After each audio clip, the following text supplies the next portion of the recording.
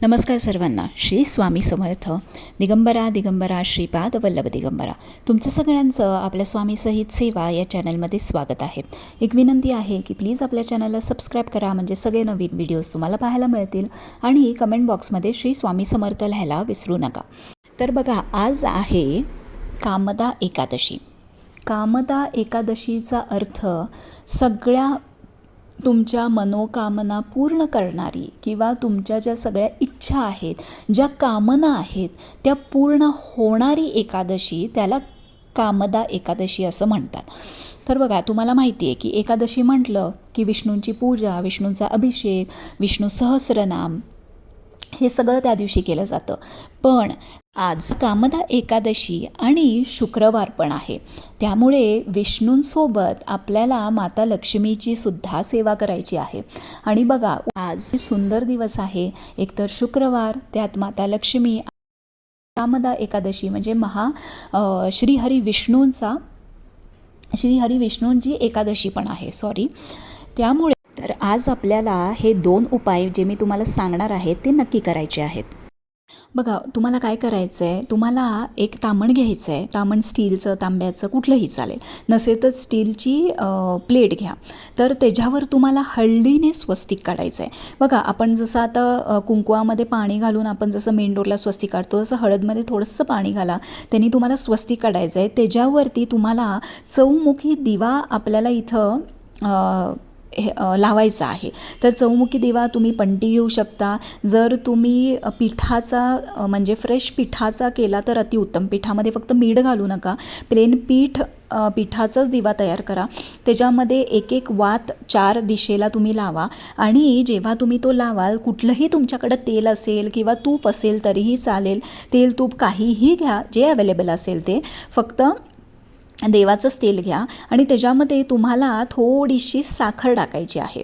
तुम्हाला साखर त्याच्यामध्ये तुम्ही टाका आणि तो तुम्हाला त्यामध्ये थोडंसं हळदी कुंकू घाला आणि तुमची इच्छा बोलून तो तुम्हाला दिवा तुमच्या देवघरात प्रज्वलित करायचा आहे. तो जो चौमुखी दिवा आहे तो तुम्ही त्या हळदीच्या स्वस्तिकवरती ठेवायचा आहे.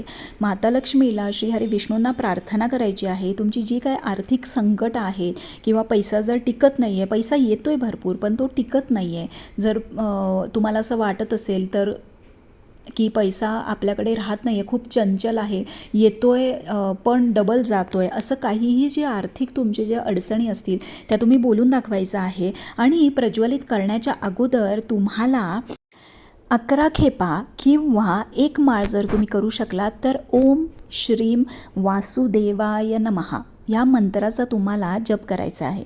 मी परत एकदा सांगते, ओम श्रीम वासुदेवाय नमः.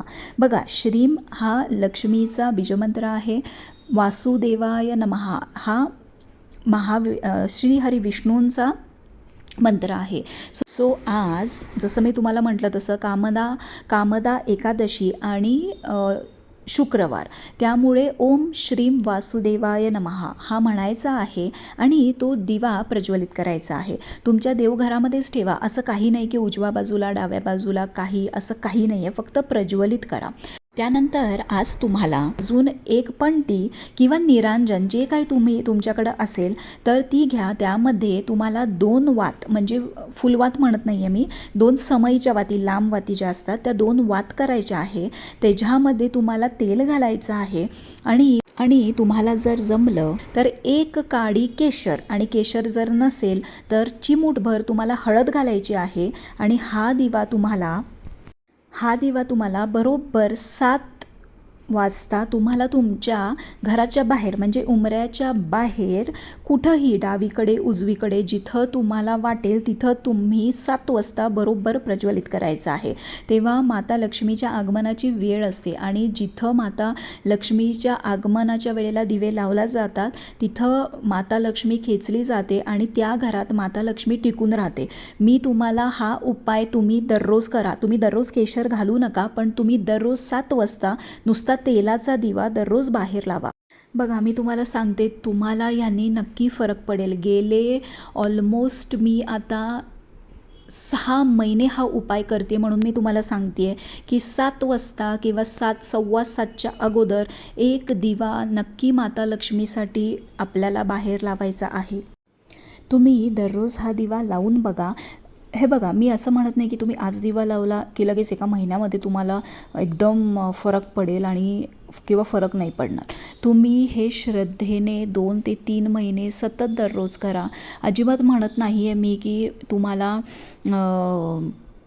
भरपूर तेल टाकायचं आहे, तूप टाकायचं आहे, अजिबात नाही. सिंपल जे देवाला तेल वापरतो, छोटी पणती घ्या, छोटं निरांजन घ्या, छोटी वात घ्या आणि मग दिवा लावा आणि तुम्ही माता लक्ष्मीला प्रार्थना करा. बघा, तुम्हाला हा उपाय केल्यानंतर नक्की म्हणजे नक्की फरक पडेल. मी गॅरंटी देऊन सांगते तुम्हाला, कारण मी ट्राईड अँड टेस्ट मी केलेला आहे.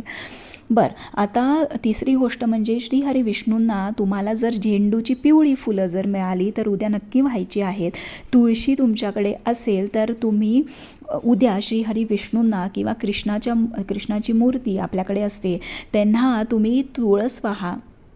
उद्या माता लक्ष्मीला लाल फूल वाहा आणि उद्या विदाऊट फेल ओम श्रीम वासुदेवाय नमः किंवा ओम श्रीम वासुदेवाय हा मंत्राचा जप करा. तुम्हाला अगदी जर जमलं नाही तर श्रीम एवढा जप केला तरी चालेल किंवा ओम नमो भगवते वासुदेवाय हा जप जरी केला तरीही चालेल.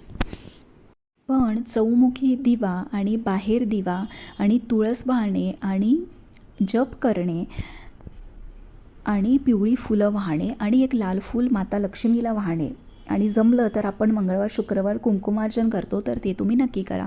नक्की तुमच्या तुमची जी आर्थिक समस्या आहे नक्की त्याच्यामध्ये सुधारेल. हे तुम्ही दर एकादशीला करा. बघा तुम्हाला किती फरक पडतो ते.